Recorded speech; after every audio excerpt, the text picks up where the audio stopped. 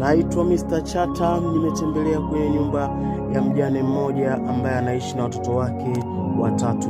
Nimeenda kuwatembelea ndani ya nyumba moja hivi jijini Mbeya. Kwa sasa niko Mbeya. Nimeenda kutembea kwa mjane mmoja, na nilivyoenda kumtembelea nikaona mazingira anayoyaishi ni magumu sana, na ndio maana nikaamua kujitolea kwamba kumsaidia wale chakula hata kizuri. Mimi pamoja na wao nimewatengenezea chakula, na nimemwambia mama, tengeneza sasa chakula. Wakati mimi niko hapa, nikabidi niongee nao. Watoto wamenishukuru, wameniombea dua. Jamani, subscribe channel YouTube yangu Mr. Chata. Naomba usubscribe, comment, share. Nakuomba sana Tanzania mwenzangu. Mungu anabariki pale unapotoa, hususan kwa mjane na yatima.